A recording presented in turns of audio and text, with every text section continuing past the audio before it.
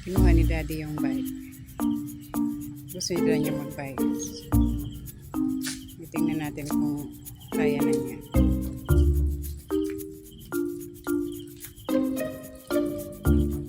Sa itsura pala niya, takot naman. Oh.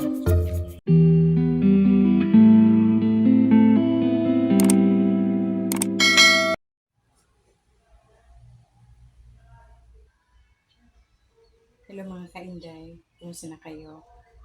Happy Sunday! Nandito na kami sa bagong bahay na at dito na kami natulog kagabi. Hindi man kami masyadong nakapag-video kahapon dito sa sobrang kabisihan. Kaya kahit ngayon hindi pa kami tapos. Yan. Wala pa kaming kurtina and nakatambak pa yung mga gamit. Oh! Yan, nagde-deliver ng dining.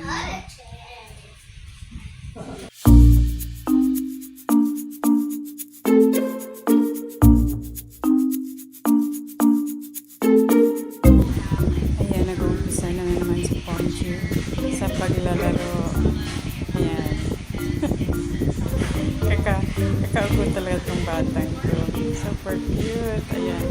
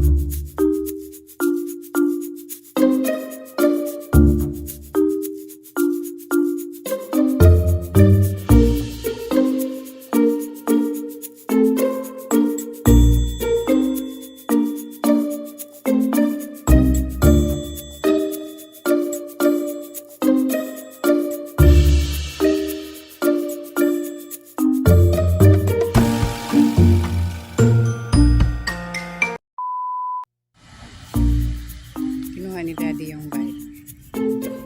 Gusto niya mag-bike. Tingnan natin kung kaya na niya.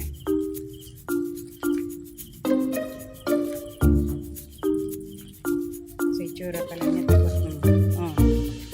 Nay.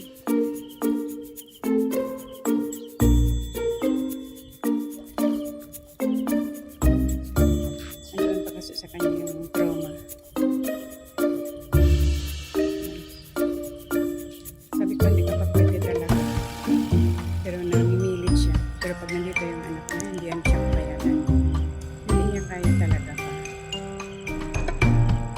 Matigas ang ulo.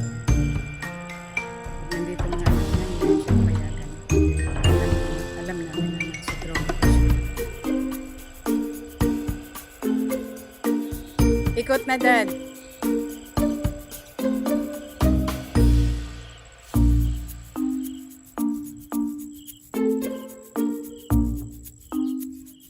Mataas kasi yan eh. Dandahan.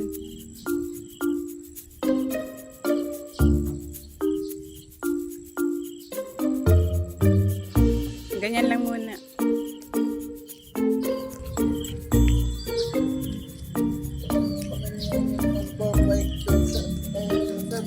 Hindi, doon sa may mall banda.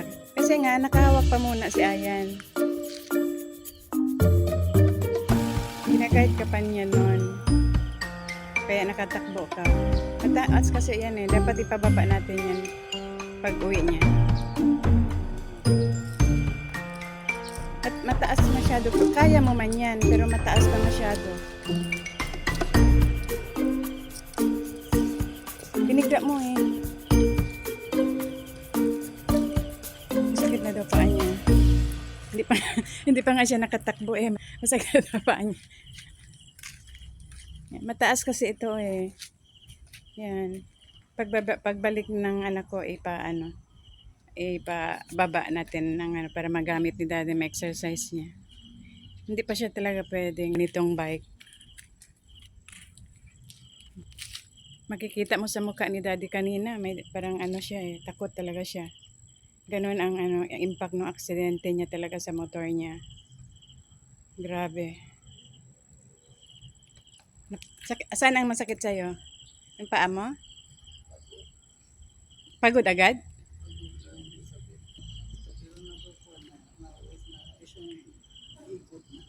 At least na-exercise mo yung tuhod mo.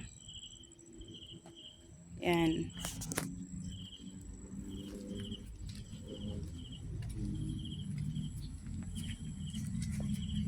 Anong masasabi mo sa takbo mo kanina? Mananalo ako sa racing. Ha? Meron racing sa Zamboanga. Pasok ako doon galing Ayala. Sabi niya 100 meters lang yun. sumakit daw kaagad ang niya. Sumakit kaagad yung paa niya, yung tuhod niya. Nabigla eh. Yan. Sige and then nagsaing ako sa naili ko. Dito na ako dadaan kasi nandun yung tsinela ko.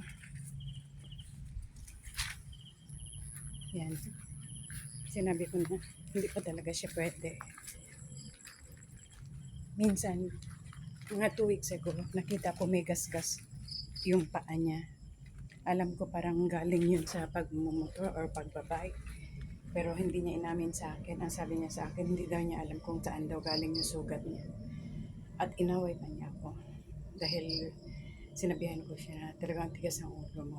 So magkikita niyo naman na trauma pa talaga yung naging dulot doon sa aksidente niya sa motor. Nagsaing ako kay Inday. Dito man ako sa labas nagsasaing. Yan. Luto na yung kanin. So mamaya-maya na kami kakain. Tinanong ko si daddy kung gutom na siya pero hindi daw siya gutom.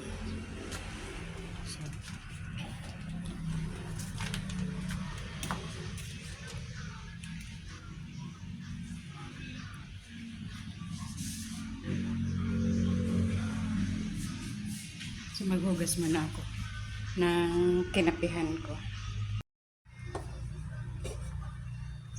Mga kainday, dalawa lang kasi kami ni daddy dito. Umalis sila kahapon. Pumunta sila ng Singapore. Dadaan pa yata sila sa Malaysia.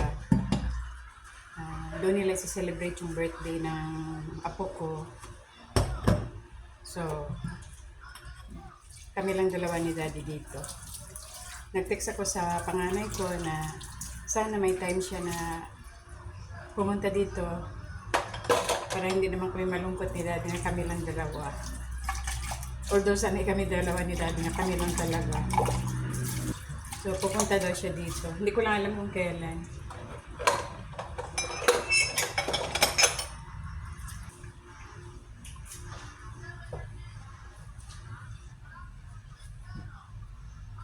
Looking stress talaga si daddy.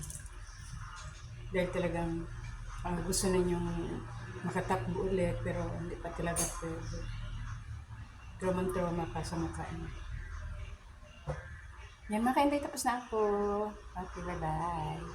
6.5 hours later. Hello mga kainday, dumating rin ang anak ko kinahapon. Ang kalate hindi nila